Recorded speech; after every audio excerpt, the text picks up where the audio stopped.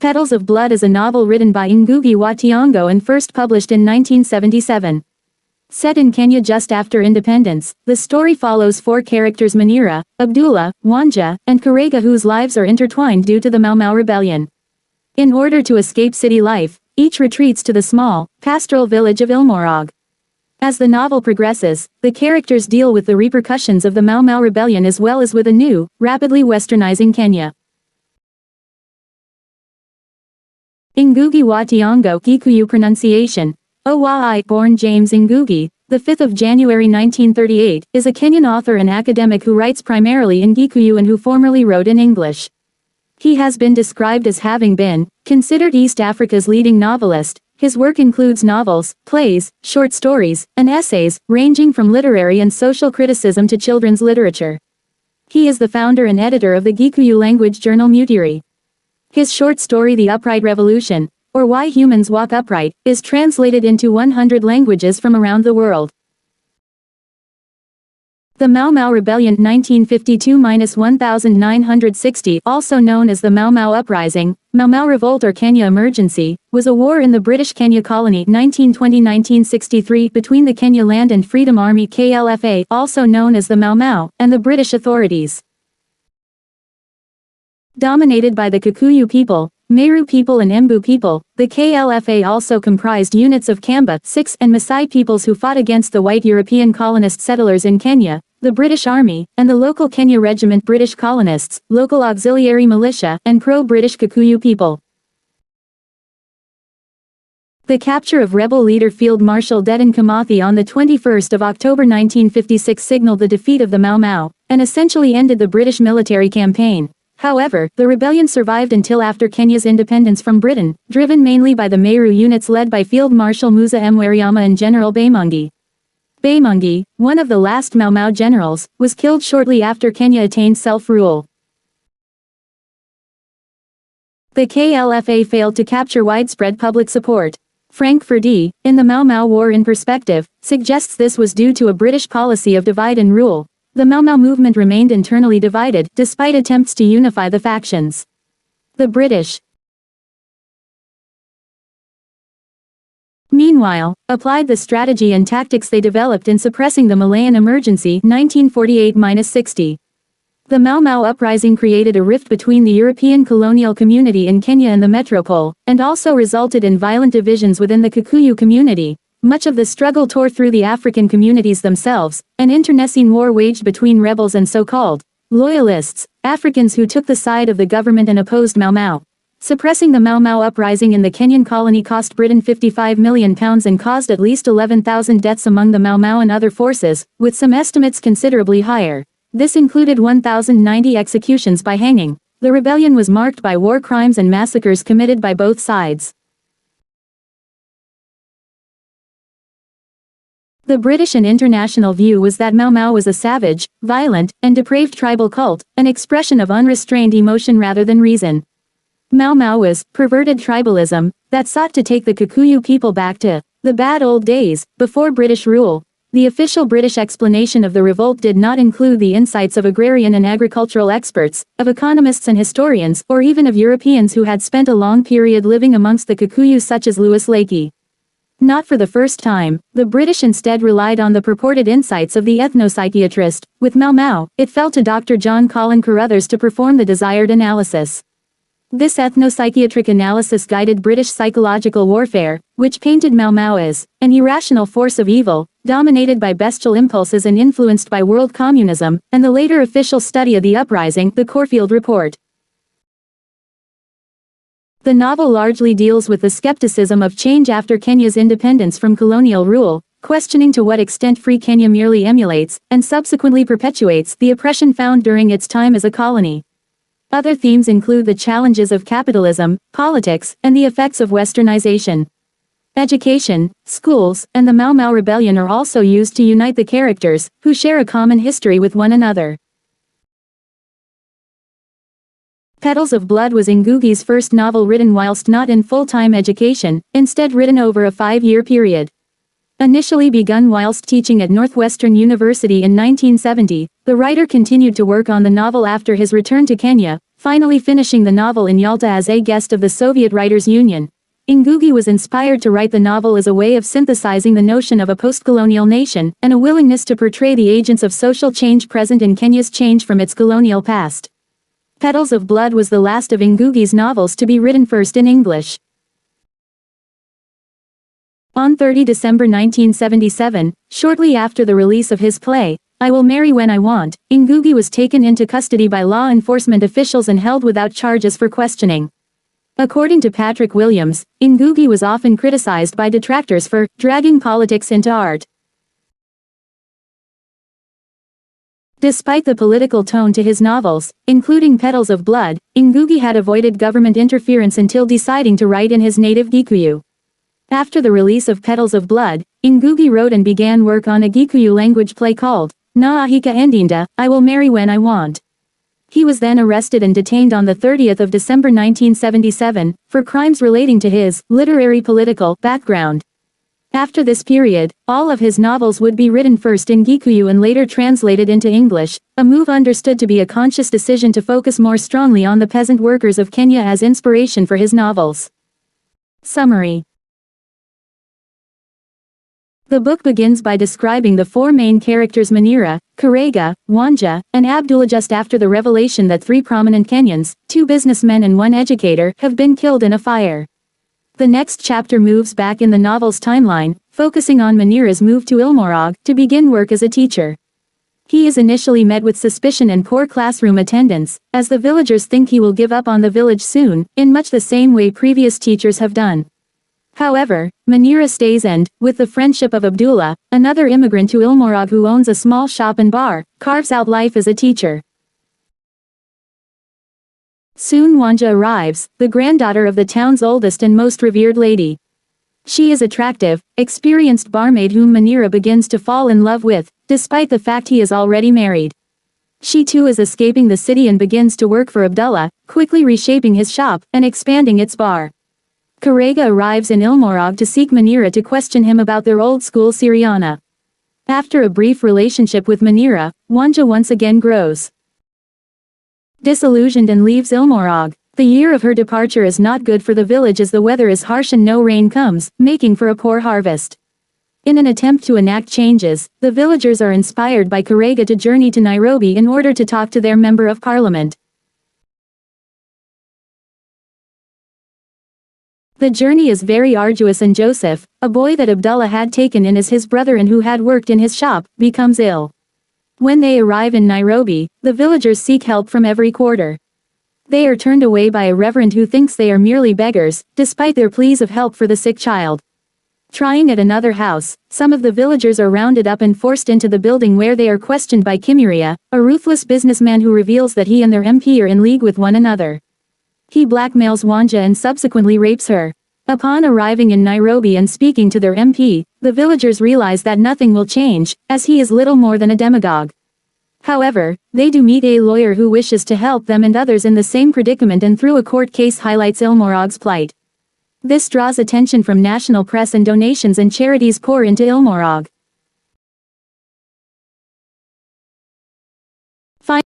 Finally, the rains come, and the villagers celebrate with ancient rituals and dances. During this time, Karega starts a correspondence with the lawyer that he met in Nairobi, wishing to educate himself further. To celebrate the rains coming, Nyakanua brews a drink from the Thiong'o plant, which all of the villagers drink. Karega tells the story of the love between him and Makami, the older sister of Manira. Makami's father looked down on Karega because of his brother's involvement with the Mau Mau. Forced to separate, Mariamu and Karega do not see each other again, and Makami later commits suicide by jumping into a quarry. This is the first time Manira hears the story. Later, an unknown plane crashes in the village, the only victim is Abdullah's donkey. Wanja notices that there are several large groups of people who come to survey the wreckage, and suggests to Abdullah that they begin to sell the Thiong'o drink in Abdullah's bar. The drink attracts notoriety, and many people come to the bar in order to sample it.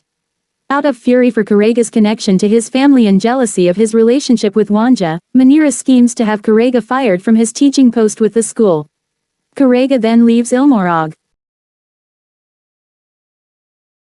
Development arrives in Ilmorog as the government begin to build the Trans-Africa Road through the village, which brings an increase in trade. Karega returns to Ilmorog, telling of his slow spiral into alcoholism before finally securing work in a factory. After getting fired from the factory, he returns to Ilmorog. The change in Ilmorog is rapid, and the villages change into the town of New Ilmorog. The farmers are told that they should fence off their land and mortgage parts of it to ensure that they own a finite area. They are offered loans which are linked to their harvest turnout to pay for this expense. Nyakanua dies and the banks move to take her land. To prevent this, Wanja sells her business and buys Nyakanua's land. She opens up a successful brothel in the town and is herself one of the prostitutes. Manira goes to see her attempt to rekindle their romance but is met with only demand for money. He pays, and the couple have sex. Karega goes to see Wanja, who both still have strong feelings for each other, but after disagreeing about how to live he leaves. Wanja plans to separate herself finally from the men who have exploited her during her life, wanting to bring them to her brothel with all of her prostitutes sent away so that she could present the downtrodden but noble Abdullah as her chosen partner. Meanwhile, Manira is watching the brothel and sees Karega arrive, and then leave. In a religious fervor, he pours petrol on the brothel, sets it alight, and retreats to a hill to watch it burn. Wanja escapes but is hospitalized due to smoke inhalation. The other men Wanja had invited died in the fire. Manira is sentenced with arson. Later, Karega learns that the corrupt local MP was gunned down in his car whilst waiting for his chauffeur in Nairobi. Explanation of the novel's title. The title Petals of Blood is derived from a line of Derek Walcott's poem, The Swamp. The poem suggests that there is a deadly power within nature that must be respected despite attempts to suggest by humans that they live harmoniously with it. Fearful, original sinuosities. Each mangrove sapling, serpent-like, its roots obscene. As a six-fingered hand conceals within its clutch the moss-backed toad. Toadstools, the potent ginger lily. Petals of blood. The speckled vulva of the tiger orchid. Outlandish Valois, haunting the travelers of its one road. Derek Walcott, The Swamp. Originally called Ballad of a Barmaid, it is unclear why Ngũgĩ changed the title before release. The phrase Petals of Blood appears several times throughout the novel, with varying associations and meanings. Initially, Petals of Blood is first used by a pupil in Manira's class to describe a flower. Manira quickly chastises the boy, saying that there is no color called blood. Later, the phrase is used to describe flames, as well relating to virginity during one of Manira's sexual fantasies. Manira's schoolteacher who goes to Ilmorog in order to teach in its dilapidated school. He falls in love with Wanja and is the arsonist the police seek. Wanja, granddaughter of Nyakanua, as an experienced barmaid who flees her past in the city. She falls in love with Karega, although she is still coveted by Manira. She also sleeps with Abdullah because of her reverence for his actions in the Mau Mau Rebellion. An industrious barmaid, she helps Abdullah's shop to become successful, and also sells thaneda. She later becomes a prostitute and runs her own brothel before being injured in Manira's arson attack. Abdullah, a shopkeeper who lost his leg in the Mau Mau Rebellion. His main assets in life are his shop and his donkey, as well as a boy Joseph, who he had taken in and cares for as a brother. He is the only major character to have worked with the Mau Mau during the rebellion. Karega, a young man who works as a teaching assistant at Manira's school before becoming disillusioned and heading for the city. After the trip to Nairobi, he becomes enamored with socialism, and starts to educate himself on its principles and on the law. However, he later becomes disillusioned with the effects of education, and how apt it is in the struggle for liberation. As a youth, he dated Manira's sister who subsequently committed suicide. This was unknown to Manira until Karega reveals it to him and to others after having drunk thaneda. Nyakanua, the village's most revered woman, and the grandmother of Wanja. She performs all of the traditional ceremonies in the village. At first she is highly skeptical of Manira's arrival, believing that he will flee the village like his predecessors. After her death, Wanja sells her business to save Nyakanua's land from the banks and also uses the proceeds to start a brothel. Kimiri, a ruthless businessman who is part of the New Kenya elite, has an interest in Ilmorog for business purposes, and had a previous relationship with Wanja. As the villagers travel to Nairobi to meet with their politician. Kimiria holds Wanja hostage and rapes her. Ngũgĩ, a schoolboy at the prestigious, previously European Syriana school, he leads a student revolt. However, when he returns to lead the school, he enacts an oppression far greater than was present during colonial rule. He later become one of the new Kenya elite, and is involved in business dealings with both Kimiria and Enderi wa Riera. Enderi wa Riera, the local politician for Ilmorog's district, he lives and works in Nairobi. He is a demagogue who does not listen to the appeals of the villagers when they meet him. Rather, he is interested in Ilmorog merely for business, and is in league with Kimiria. With Kimiria and Ngũgĩ, he is a director of the widely successful Thiong'o breweries. Themes. Corruption. One primary underlining theme in Petals of Blood is the failure of the ruling Kenyan elite to adequately meet the needs of the people. After the new post-colonial governments come to power, the leaders maintain their connections with the outgoing colonizers, thus marginalizing the everyman.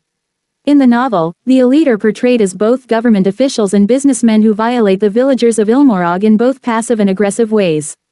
The corrupt system acts like a chain. In the novel, when the government's lawyers declare that they have solved the murder cases, the people of Ilmorog realize that as long as the corrupt system stays in place and continues churning out corrupt individuals, there will be no change.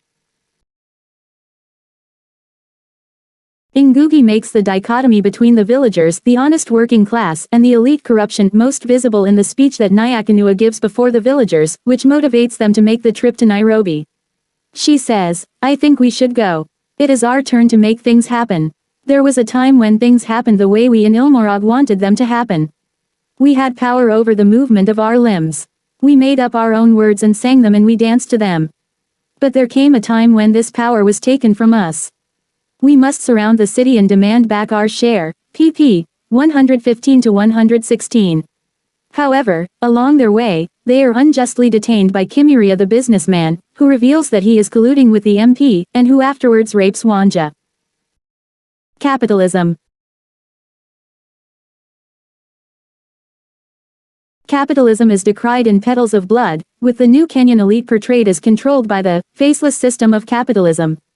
The everyman loses out to capitalist endeavors, and is essentially exploited by the new Kenyan elite. Farmers are forced to mark out their lands and mortgage them with loans linked to the success of their harvest. As the quality of the harvests waver, many are forced to sell their land, unable to match their loan repayments. Thiong'o is another symbol of capitalism. Taken from a drink that Nyakanua brews in a traditional ceremony, it is soon marketed and becomes extremely popular. Wanja, who introduces the drink to Abdullah's bar, is then exploited by big business who forces her to stop her Thiong'o operation. Neither she nor Manira, who creates the slogan, receive the fruits of their labor.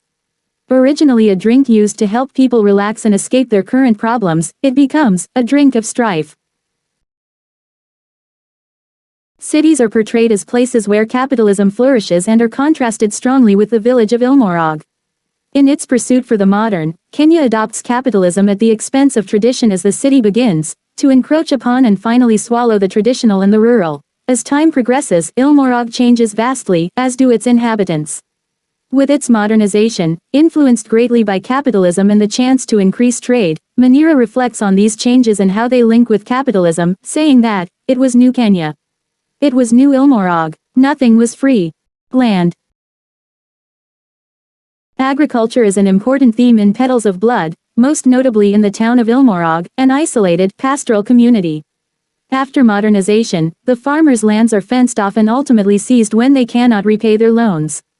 Although none of the main characters lose their land in this way, Wanja, however, sells her family's plot. It is significant in that Kenya recreates what happened during colonial rule. The loss of land and subsequent desire to reclaim it was the central claim for those who rebelled against the settlers. The notion of land and fertilization is often linked to Wanja, who is seen as the embodiment of these concepts. As she is portrayed as the symbol of the nation, the loss of her land to the new Kenyan elite is an important parallel with Ngũgĩ's depiction of Kenya.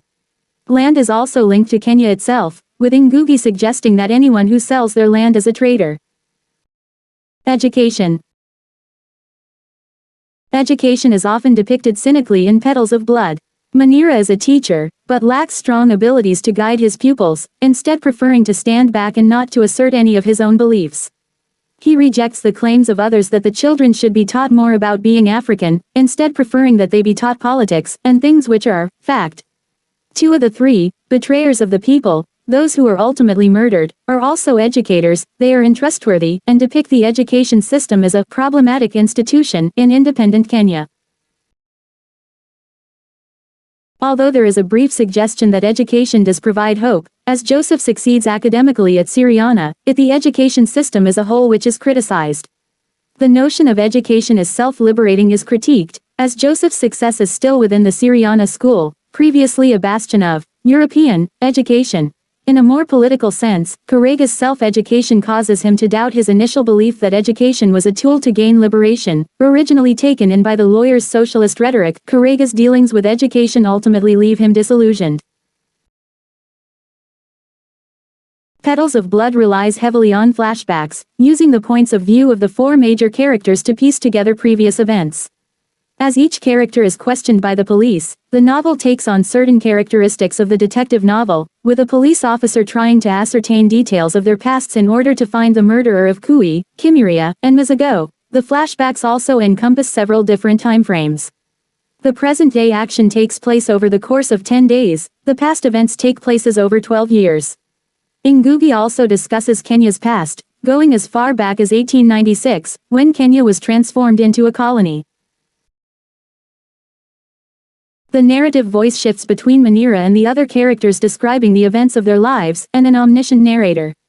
There is also a suggestion of a communal narrative voice, as Ngũgĩ draws on the mythic past of Kenya to place the novel in a wider context than simply the colonial.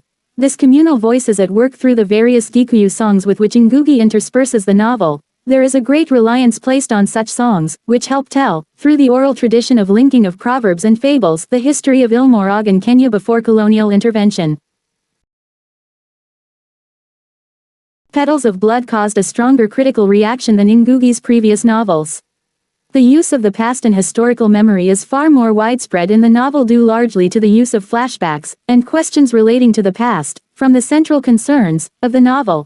The strong political motif that runs throughout the novel has also been discussed, focusing on the relation of political ideas to the Petals of Blood's wider framework. Ngũgĩ was lauded for his successful marriage of political content and artistic form. During the 1980s, the novel was adapted by Mary Benson into a 2-hour-long radio play starring Joe Marcel by BBC Radio 3. Ngũgĩ was criticized, however, for his stylistic form in Petals of Blood. It was suggested that the social realism of the novel did not accurately represent or complement the socialist ideals put forth. John Updike suggested that Ngũgĩ's desire to permeate the plot with political ideas detracts from his writing. The novel's plot was also deemed to be rambling, as well as being too short, or too much curtailed.